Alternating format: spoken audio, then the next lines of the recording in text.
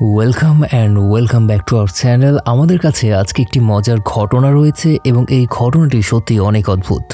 আর মূলত আজকের এই ঘটনাটি ব্ল্যাক ম্যাজিক সম্পর্কিত। আমাদের এই ঘটনাটি কুড়িগ্রাম থেকে শেয়ার করা হয়েছে। আর এই ঘটনাটি শুনলে আপনারা নিশ্চয়ই অবাক হবেন। তো চলুন তাহলে আমাদের আজকের এই ঘটনাটি শুরু করা যাক। যেভাবে লেখা আছে ঠিক সেভাবেই পড়ে শোনাচ্ছি। ব্ল্যাক ম্যাজিক নামটার সাথে আমরা সবাই পরিচিত। আজকে আমার জীবনে ঘটে যাওয়া একটা ঘটনা শেয়ার করতে চাই আমি। এরপরে তিনি তার নাম লিখেছেন। বাড়ি কুড়িগ্রাম উপজেলার কোনো একটা স্থানে। পারিবারিক কিছু সমস্যা থাকায় নাম উল্লেখ করছি না। ছোট থেকে আমার পরিবারে আমি অনেক কিছু দেখেছি। আমার বাবা প্রবাসী। বাড়িতে আমার মা, ফুফু, দাদি, চাচা ওনারা ছিলেন। জয়েন্ট ফ্যামিলি, তার উপরে আমার মা বড় বউ। একটা কাজের লোককে যেভাবে কাজ করানো হয় তার 10 গুণ বেশি কাজ আমার আম্মুকে দিয়ে করানো হতো। তবে এ নয় যে বড় বউয়ের দায়িত্ব কাজ করা, তাই কাজ করে যাচ্ছে। এখানে মূল হচ্ছে বাড়ির কেউ কোনো কাজে হাত দিত না। ফুফিরা পায়ের ওপর পা তুলে খেতেন আর কলেজে যেতেন। চাচারা রাতে নেশা করে এসে আমার মাকে নানান কথা শোনাতেন। গোবরের লাঠি, ঘরের বাইরে সারা বাড়ির সবার জন্য রান্না ইত্যাদি কাজ করতে হতো। মানে পুরো বাড়ির কাজ আম্মু একাই করতেন। একটা মানুষও বলতো না যে সাহায্য করবে। উল্টো কাজে কোনো ভুল পেলে আম্মুর গায়ে হাত তুলতেন দাদি। কিন্তু আমার মা কোনোদিনই আমার বাবার কানে এসব তোলেনি।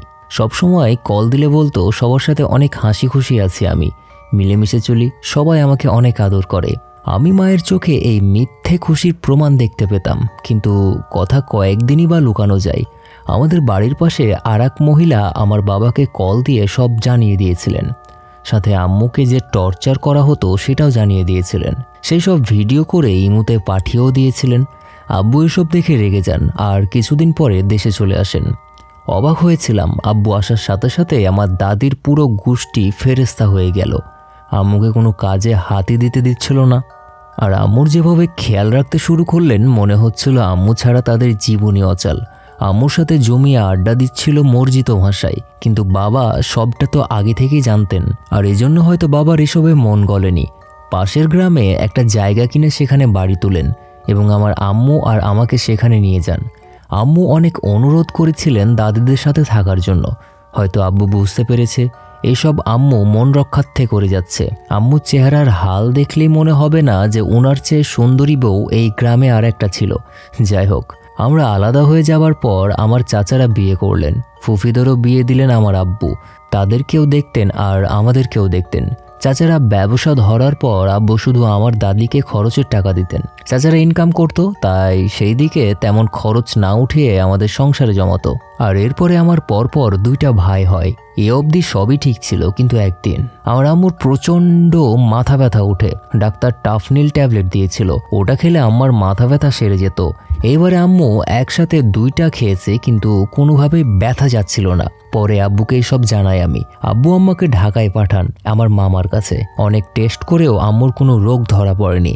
দিন দিন কেমন যেন আম্মু অসুস্থ হয়ে যাচ্ছিলেন। প্রায় 2 মাস কেটে যায়। আম্মু শোয়া থেকে আর উঠতে পারছিল না। কিছুদিন পর আব্বু আবার দেশে ফিরে এলেন। অনেক ডাক্তার দেখিয়েছেন, কোনোভাবেই আম্মুকে সুস্থ করাই যাচ্ছিল না। এইভাবে কদিন কেটে যাওয়ার পর আম্মুর মধ্যে এক অদ্ভুত আচরণ দেখা যায়। আম্মু যখন একা থাকতেন নিজে নিজে কি সব বলে যেতেন, যেন কার সাথে উনি চুপি চুপি মনের কষ্ট ভাগ করত। এই ব্যাপারটা আব্বু সহ আমরা সবাই নোটিশ করেছি। তখন আমাদের সন্দেহ হয় যে কোনো ভূত জিনের ব্যাপার আছে না তো, কিন্তু আব্বু এসবে বিশ্বাস করতেন না। তবুও আমার জোরাজোরিতে কয়েকজন হুজুর দেখান, তবে লাভ হয়নি। 2-3 দিন ভালো থাকার পর আবার পাগলামি বেড়ে যেত। এছাড়াও আম্মুর গোসল করানো হতো না, ঠিকমতো খাবার খেত না, বিছানাতে পায়খানা করে দিত ইত্যাদি। মাথার চুলগুলো যেন দিন দিন পাগলের মতো সাদা হয়ে যাচ্ছিল। চোখের নিচে কালি আর চামড়া খসখসে হয়ে যাচ্ছিল। দেখতে দেখতে এমন এক পর্যায়ে যায় যে আম্মু আমাদেরকেও আর চিনতে পারে না। মানে অনেকক্ষণ তাকিয়ে থাকার পর চিনতে পারতেন। দেখার সাথে সাথে এমনভাবে তাকাতেন যেন কোনো অপরিচিত ব্যক্তি ওনার সামনে এসেছে। কখনো কখনো হাতের কাছে যা থাকতো তা আমাদের দিকে ছুঁড়ে মারতেন। মোট কথা, আম্মুর মধ্যে আর আগের মানুষটি নেই, যেন ওনাকে অন্য কেউ পরিচালনা করে যাচ্ছিল। এরপর আসে সেই বিশেষ দিন যেদিন আমার বাবা ভূত জিন বিশ্বাস করতে শুরু করলেন। রাতের বেলা একটা শব্দে আব্বুর ঘুম ভেঙে যায়। চোখ মেলে আব্বু তাকিয়ে দেখে আম্মু আর পাশে নেই। বিছানা থেকে উঠে আব্বু বারান্দায় যান আর সেখানে গিয়ে দেখতে পান একটা বৃদ্ধ লোক আম্মুর সামনে দাঁড়িয়ে আছেন। সাদা সাদা ওনার চুল, বড় বড় চোখ, তবে অনেকটা খাটো। আব্বুর ভাষ্য মতে 3.5 ফুট হবে তার উচ্চতা। আব্বুকে দেখার সাথে সাথে বৃদ্ধ লোকটা এক লাফ দিলেন বারান্দার বাইরে। আব্বু শুধু হা করে তাকিয়েছিলেন। বারান্দায় লোহার গ্রিল দেওয়া, এখানে ছিদ্র দিয়ে শুধুমাত্র একটা হাতি বের হবে, একটা আস্ত মানুষ বের হয় কিভাবে? যেন বাতাসের মতো গলেই চলে গেল ওই বৃদ্ধ লোকটা। আব্বু আম্মুকে ডাক দিতেই আম্মু সেখানে জ্ঞান হারিয়ে পড়ে যান। যাই হোক, কোনো মতে আম্মুকে সেখান থেকে ঘরে তুলে নিয়ে আসা হলো। এরপরে আব্বু বহু স্থানে যান। আম্মুর এই সমস্যা কিছুতেই ঠিক করা যাচ্ছিল না। একটা সময় তৈরি হয় ভয়াবহ দিন। আম্মুর চোখ ভিতরে ঢুকে যায় অনেকখানি। শরীর রক্ত শূন্যতায় ভুগছে, যেন কেউ দেহ থেকে সব রক্ত চুষে নিল। ওজন কমে গেছে আগের চেয়ে প্রায় 60 ভাগ। ঠিকমতো খাবারও খায় না আর কথাও বলে না। শুধু যখন রাত নিশি হয় তখন নিজে নিজে কী সব কথা বলে বেড়ায়। পুরো বাড়িতে একা একা হাঁটে রাতে, গুনগুন করে অনেকগুলো কথা বলে, জানি না কার সাথে কথা বলে। ওই সময়ও ডাক্তার দেখানো হলে ডাক্তাররা মেজর কোনো সমস্যা বের করতে পারে না, শুধুমাত্র পুষ্টির অভাব বুঝায়। হাজার রুচির ওষুধ খাওয়ানো হলেও কোনো কাজ হয় না। আব্বু দেশে ব্যবসা দাঁড় করায়, দেশে থেকে যাবে সিদ্ধান্ত নিয়ে বিদেশে আর গেল না। এদিকে কদিন পর আব্বুর ব্যবসাতেও লসের ওপর লস হতে থাকে আর আব্বুর ফার্মের মুরগিগুলো যেন মরা গাছের পাতার মতো ঝরতে থাকে। 100 মুরগি ক্রয় করলে ওখান থেকে 40টাই মরে যাচ্ছে। আবার একবারে 50,000 লাভ হলে পরের বার 1 লক্ষ টাকা লস গুনতে হচ্ছে। লাভের চেহারা তো দেখেই না, উল্টা ইনভেস্টগুলাও তোলা কষ্টসাধ্য হয়ে যাচ্ছে। অন্যদিকে আম্মুকে নিয়ে দৌড়াদৌড়ি তো আছেই। লাস্ট 2021 সালে আম্মু একটি দুর্ঘটনা ঘটায়। আমি রান্নাবান্না শেষ করে রুমে আসি ফ্রেশ হতে। হঠাৎ থালা বাসনে টুংটাং শব্দ শুনে রুম থেকে বেরিয়ে আসি। এসে দেখি আম্মু কিচেন থেকে ছুরি নিয়ে নিজের হাত নিজেই কাটে আর মুহূর্তের মধ্যে পুরো ফ্লোর হয়ে যায় রক্তাক্ত। আমি ভয়ে চিৎকার দিতে আমাদের প্রতিবেশীরা ছুটে আসে আর আম্মুকে সেভ করে। আম্মু ওনার কাটা হাত দেখায় সবাইকে আর হাসতে থাকে, যেন তিনি অনেক মহৎ একটা কাজ করে ফেলেছেন। এইভাবে দিনের পর দিন আমাদের অবনতি বেড়েই যাচ্ছিল। আব্বুর পকেট প্রায় ফাঁকা হতেই চলল। আম্মুর চিন্তা, আব্বুকে এখন আর চেনা যাচ্ছে না।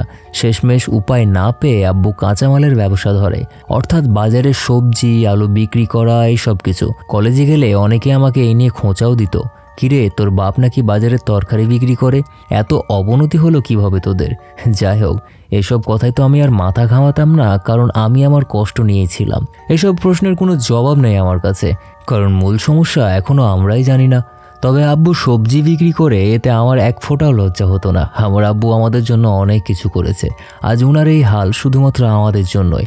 দেখতে দেখতে চলে যায় 2022 সালটাও। আম্মু একেবারে বিছানায় শুয়ে পড়ে গেল। গাল ভেতরে অনেক ঢুকে গেছে, ধরা যেতে পারে কোনো 100 বছরের মহিলার মতো। অথচ আম্মুর বয়স সবেমাত্র 41। আমার এক বান্ধবী একদিন আমাকে মেসেজ করে জানায়, তোর মায়ের সমস্যার জন্য অনেক লোকই তো দেখালি, একজন লোক আছে, ওনার সাথে আলাপ করতে পারিস, যদি উনি ঠিক করে দিতে পারে আর কি।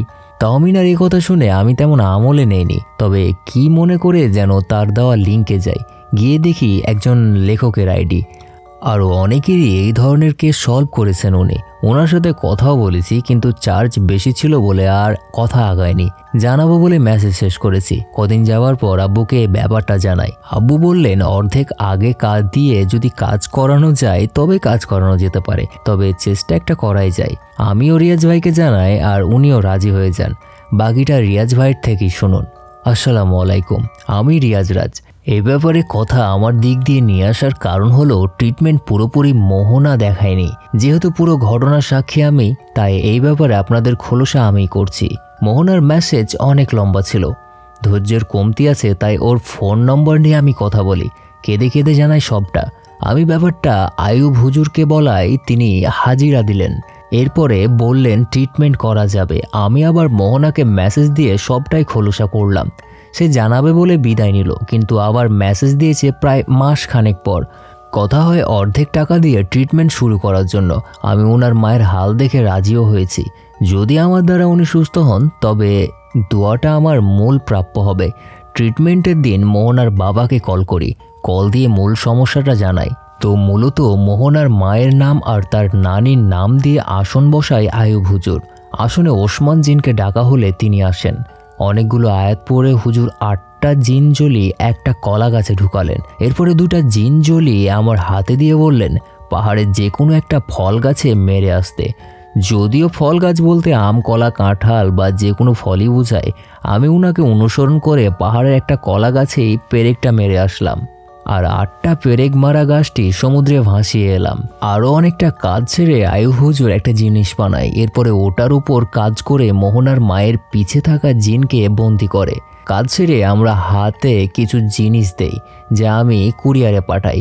ওইসব মোহনার বাবা 5 দিন ব্যবহার করেন। 5 দিন পর মোহনার মায়ের ক্ষুধা লাগতে শুরু করে। মোহনার কল পেয়ে জানতে পারি উনি প্রচুর খাচ্ছে, ধীরে ধীরে ভালো মন্দ কথাও বলে যাচ্ছে।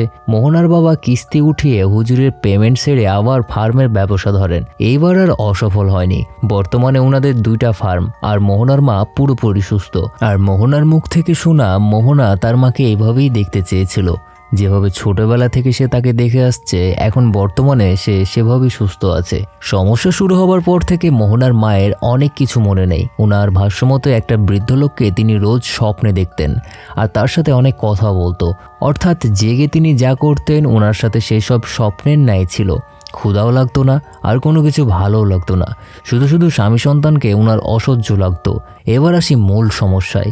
মোহনার মাকে মূলত ব্ল্যাক ম্যাজিক করা হয়েছিল বিয়ের পরপরই, শুধুমাত্র তাদের ছেলেকে ছেড়ে দেওয়ার জন্য। মোহনার বাবার জন্য মোহনার দাদি অন্য মেয়ে পছন্দ করে রেখেছিলেন। ওই মেয়ের পরিবার আর মোহনার দাদি 2 পরিবার মিলেই কাজগুলো করেছে। মোহনার মায়ের রাশি ভারী ছিল বলে তৎক্ষণাৎ এইসবে ইফেক্ট পড়েনি। ইফেক্ট পড়ে না দেখে ওনারা 1 বার নয়, 2 বার নয়, বরং 20-25 বার ব্ল্যাক ম্যাজিক করেছে। এইসবে কাজ হচ্ছে না দেখে মোহনার বাবা যখন বাড়ি আসে তখন ওনার ওপরও করা হয়। ততদিনে তিনি আলাদা হয়ে যান।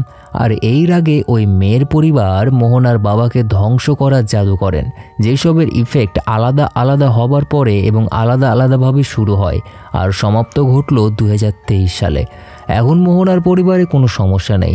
আল্লাহ কবুল করলেন বলে আইয়ুব হুজুর ওসিলা হয়ে এসেছিল। মোহনাদের পুরো বাড়ি বন্ধ হয়ে আছে এবং প্রতিটা ব্যক্তিকেও বন্ধ করা রয়েছে। তো পরিশেষে আমরা বলতে চাই, মজার ছলে হলেও কোনোদিন কাউকে ব্ল্যাক ম্যাজিক করতে যাবেন না। কুফরি করা যেমন শিরিক এবং এর ইফেক্টও মারাত্মক। একজন মানুষকে হুট করে মৃত্যু দেয় না এই ব্ল্যাক ম্যাজিক, ধীরে ধীরে মানুষকে এর ফল ভোগ করতে হয়। ভিকটিম প্রতিদিনই মৃত্যুবরণ করে, আবার জাগ্রত হয় মরার জন্য। যার সাথে এই সকল ঘটনাগুলো ঘটে সেই একমাত্র জানে যে এটার কষ্ট কতটুকু। তো লিসেনার্স, এই ছিল আমাদের আজকের ঘটনা। আশা করছি আজকের এই ঘটনাটি আপনাদের অনেক বেশি পছন্দ হয়েছে। যদি আমাদের এই ঘটনাটি আপনাদের পছন্দ হয়ে থাকে তবে অবশ্যই আমাদের চ্যানেলটি সাবস্ক্রাইব করবেন এবং আপনার ফ্রেন্ডস অ্যান্ড ফ্যামিলির সাথে অবশ্যই ভিডিওটি শেয়ার করতে ভুলবেন না যেন। দেখা হচ্ছে তাহলে পরবর্তী এপিসোডে। সেই পর্যন্ত সুস্থ থাকুন, ভালো থাকুন, ধন্যবাদ।